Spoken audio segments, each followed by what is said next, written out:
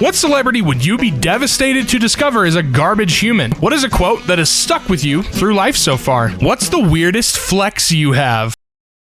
I have dextrocardia, as in my heart is on the right-hand side of my chest. My heart defects all fall under an even rarer condition called CHARGE syndrome. CHARGE is an acronym for different health complications. CHARGE is so rare that I was like the third known case of its kind on the whole island when I was born. I'm a popular, you'll never see this again in your career, examination subject with student doctors in that. I work the overnight shift and still get 8 hours of uninterrupted quality sleep every day. I am so jealous of you, man. I'm so jealous. I've been booed by 10,000 people at once. I know athletes and celebrities have been booed by more people, but I'm neither. I was randomly picked out of the crowd at an NBA game to attempt a 3-point shot to win everyone a free pizza. I bricked it.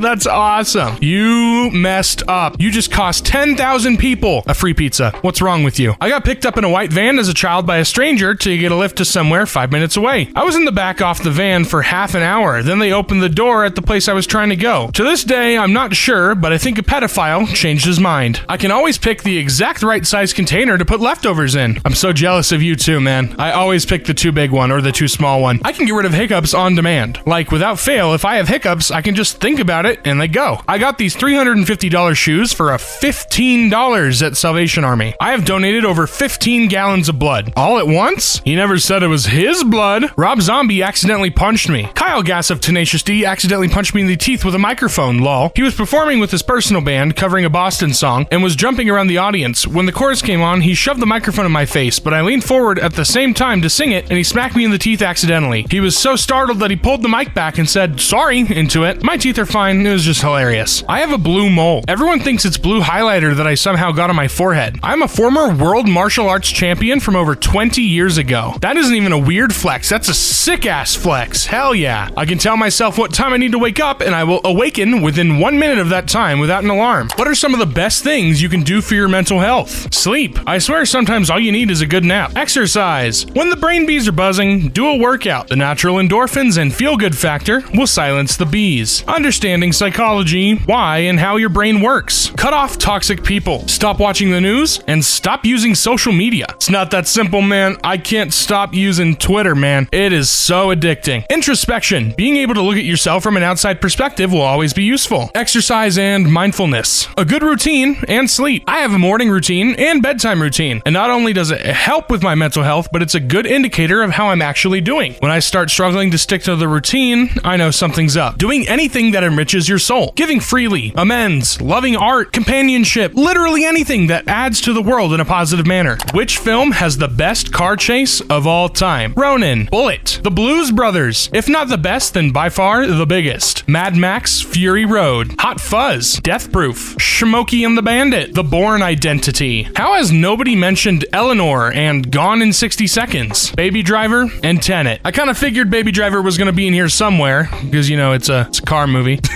I think it's called The Fast and Curious. Yeah, it's starring the monkey, the George, Curious George, and he drives a car. What's a beautiful word that you like? Ethereal, dalliance, oblivion, luminous, serendipity, celestial, like that Ed Sheeran song, you know, that one, the one with the Pokemon in it.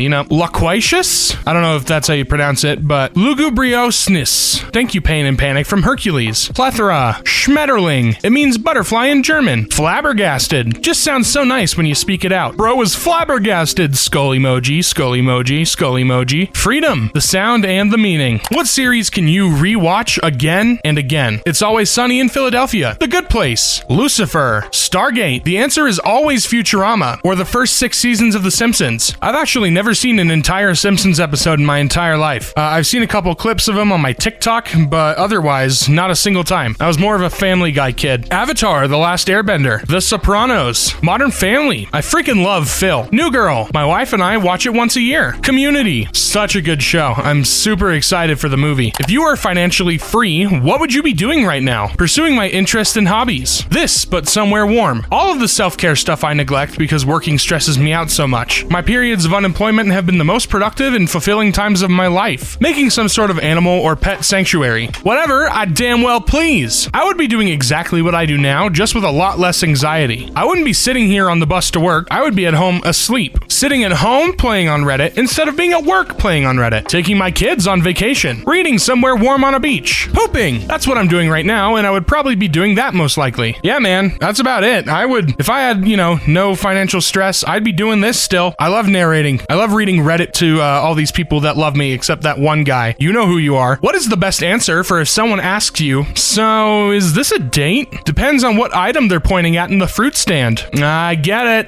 it, because dates are fruits. If you play your cards right, do you want it to be? No, this is Patrick. Every day is a date, r/technically the truth. Ma'am, this is a Wendy's. Looks more like a fig. It is whatever you think it is. Oh, whew. That would make me shut up for sure, Lamau. Yeah, that would make me not say a single word the rest of the time. How about yes or no? No, it's an evaluation. Begin. I've only ever been asked this by women. My answer is always be politely telling them, I'm gay. What screams, I'm a bad parent. Using your kids as therapy and then getting upset when they have issues regulating their emotions. Zero interest in the kid. Doesn't care what they do or what happens to them as long as they don't inconvenience them. Yeah, man, if you're not going to put effort into raising your kid and making sure they're the best they can be, don't have kids. Not believing in telling your children no. The world will and should tell them no at times. They need to be prepared for that reality or they will be an absolute menace to everyone around them, and not in a good way. Parents who can't apologize to a child. It's okay to have human emotions and moment to be triggered or struggling and lash out or be wrong, but for the love of all things good,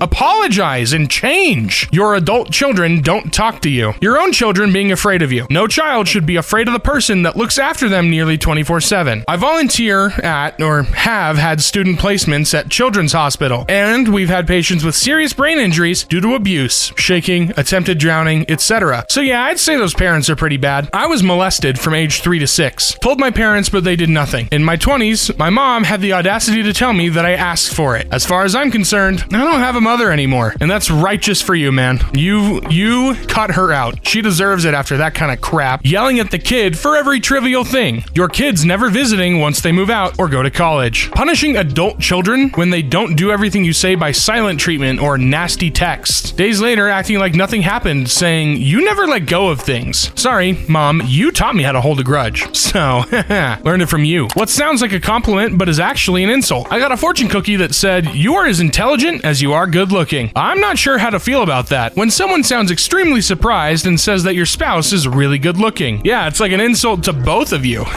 Like, wow, I thought your husband was gonna be ugly, or wow, I can't believe you bagged someone that good looking. My mother-in-law once said to me, I love how you just play with your kids and don't worry at all about cleaning your house. Wow, you're so brave for wearing that. I wish I had your confidence. I got told this one time, and whew, man, just call me a fat piece of shit already. Jeez. You're very articulate with the surprised inflection. I love the way you don't care what anyone thinks about you. You're smarter than you look. I tell people, you're a man amongst kings. Usually takes them a second to realize what I said. That's pretty good, honestly.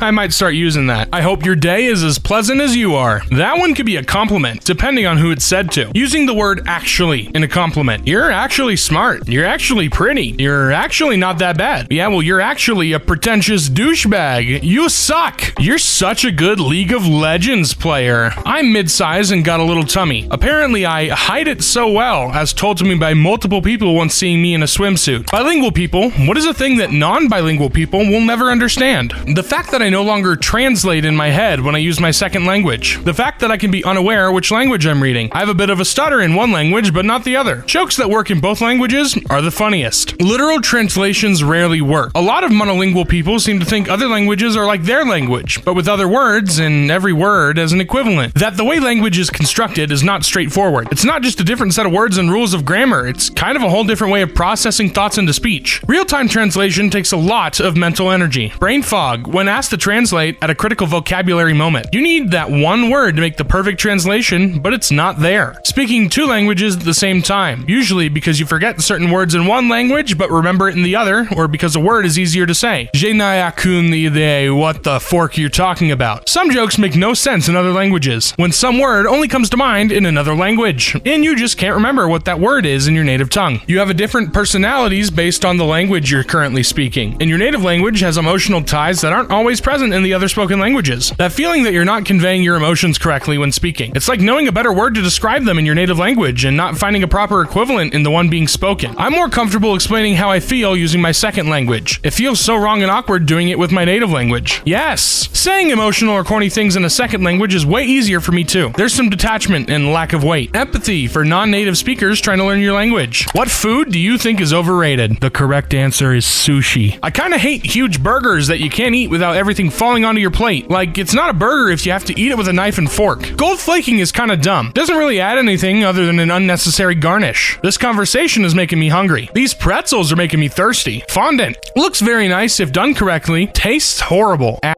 Supposedly it's great and everybody eats it. I can never get behind it though. Crumble cookies. It depends on which one you get. Some of them are like bomb, super good. And then most of them though are just absolutely disgustingly awful. Truffles. Sure, used in small quantities, it's great. It's the excessive use of them. Truffle oil, truffle shavings, truffle emulsions, truffle this, truffle that. God! Overly complicated sushi rolls. Just give me some nigiri, please. I don't need your chef's hot take on a California roll with fried octopus testicles and imported Norwegian cheese. I would try some Norwegian cheese. Anything that incorporates Flamin' Hot Cheetos or Doritos into their food. Most ketchup is just sugar pretending to be tomatoes. What's your most unpopular music opinion? Bad music can still be fun to listen to. A prime example of this is that one song that was Man's Not Hot, where it's like the tingle skrrr. That one, that's a horrible song, but I can still bop to it. I love polka and don't care who knows it. It infuriates me when people say something is bad or someone is talentless. I don't like Ariana Grande, but she's far from talentless. It's just not my type of music. Rammstein should do a Christmas album. Du rappst thy gifts. You can respect something without liking it. The two aren't related. I respect the obvious amount of work Lou Reed put into creating his noisescapes for Metal Machine music. Doesn't mean I want to listen to it though. Just because I listen to emotional and depressive music does not make me depressed. Christmas at Ground Zero by Weird Al is the best example of malicious compliance the music industry probably has. Artist names are getting ridiculous. They're starting to look like AOL IM usernames. As a black man, I'm tired of other black people calling anything other than rap or hip-hop, gospel music, white people music. I listen to EDM, house, and stuff like that, and I always get odd reactions to me playing music because it's not what they think I'd listen to. Makes me self-conscious about what I listen to. I cannot stand Sweet Caroline. Courtney Love has actually done a very good job of maintaining and protecting Kurt and Nirvana's legacy. There's no such thing as real music or cheating at music. Sounds are sounds, like the ones you like. I do personally prefer organic sounds, but digital is valid, and I feel like that's an unpopular opinion among people that prefer organic sounds. What is a popular show you hate? Friends, The Office, those are the two that popped into my head at first, and no, I'm not being quirky, alright? I feel like the talent shows are all just forced feel-good stories masked with mediocre acts. So-and-so's mom had cancer, so she deserves to go to the next round. Any one of the 100 singing shows. We don't need any more of The Voice, don't need any Masked Singer,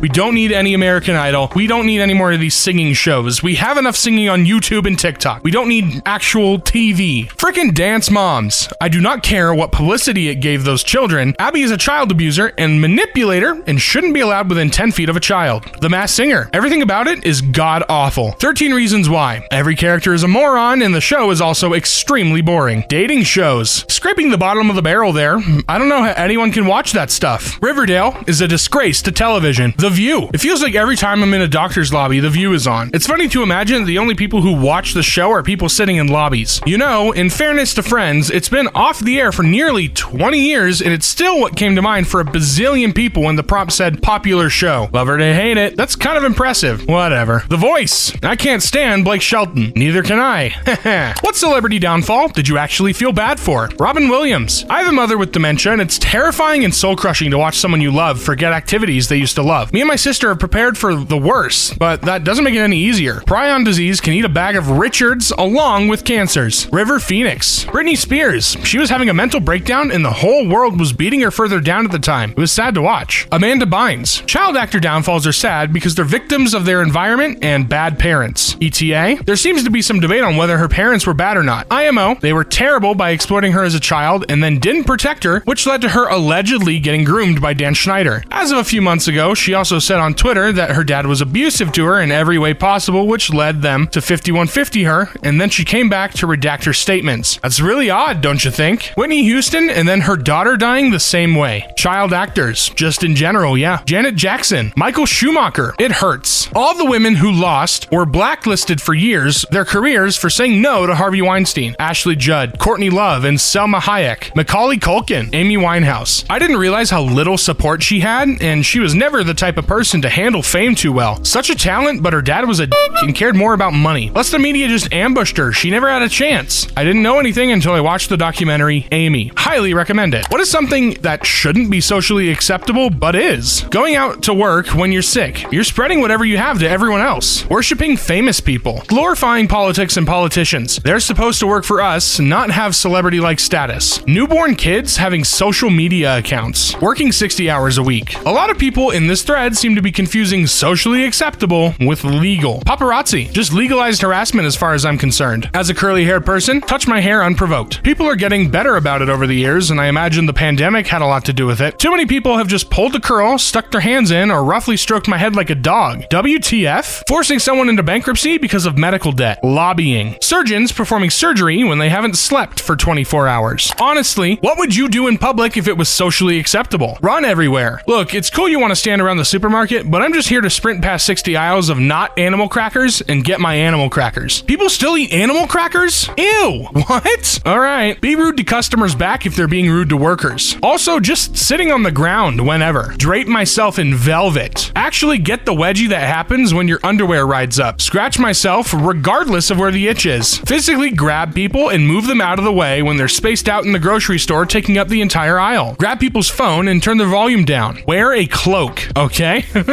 Sure. Scream to relieve stress. Imagine the DMV. Turn around 180 degrees when you realize you're going in the wrong direction without doing some whoops motion as though the people around you care. Or when you take out your phone and pretend to read a text and then you turn around. Yeah, that's what I do. What is a quote that has stuck with you through life so far? I'm 60 now, but when I was 13, I read this quote on the back of a rock music magazine called Circus. Act the way you want to be, and soon you'll be the way you act. 70s version of fake it till you make it. You could be the nicest, sweetest peach in the tree, but not everyone likes peaches. Always remember what work actually is. You're trading your time for money. Make sure both things are worth it. When my father died, a friend whose father also died young told me, it doesn't get easier, it just gets different. Years later, I think about him and that quote often. My dad always used to say, empty vessels make a loud sound, when referring to people who talk big with no action. 20 years later, I'm still using it. A ship is safest in port, but that's not what ships are built for. My dad would repeat this to me often. If you don't have the time to do it the right way now, how will you ever have time to fix it later? Words I live by. Comparison is the thief of joy. You are not required to set yourself on fire to keep other people warm. It's not your fault, but it is your responsibility. For situations that you have to deal with at work or your upbringing, an error doesn't become a mistake until you refuse to correct it. Just because you lost me as a friend doesn't mean you gained me as an enemy. I'm bigger than that. I still want to see you eat, just not at my table. What celebrity would you be devastated to discover is a garbage human? Mr. Rogers. My dad met him once when he was in Buffalo for a convention. Mr. Rogers offered him his pass to the VIP level as he was on his way out. He also took a picture with him that I have on my desk in my office. Dad was so impressed with how genuinely nice he was. Bob Ross. Alright, we got the two most basic answers out of the way. Let's see what else we got. David Attenborough. We find out one day that, like Darwin, he ate every animal he cataloged just to know how it tasted. Dolly Parton. I met someone who played in Dolly's band for a bit. He didn't have any juicy gossip about her or any good stories, but just that she was really nice and her and her husband were actually pretty boring. They would have dinner, maybe drinks, then go just home, like your average couple would do. Lol. His best story was that she complimented him on his guitar playing once. Danny DeVito. Paul Rudd. Emma Thompson. She's film royalty, and I love her in almost everything she's acted. Jack Black. I was pretty sad to find out that Chevy Chase sucked. Daniel Radcliffe. Yeah, this. The Golden Trio actors all seem like such good down-to-earth people. Still harboring my childhood crush on Dan just because he seems like such a good guy. Dave Grohl. Joseph Gordon-Levitt. Worst thing I can say firmly about him is that he was terrible as Jiminy Cricket in the Disney Plus Pinocchio. Given how he's been good in Disney voice acting, I can't figure out who deserves the most blame on that. Andrew Garfield. I met him once. He was very nice. I'm just glad there are still a lot of good people to choose from. Hey everybody, that's it. Thank you so much for watching. Have a good night. Bye-bye.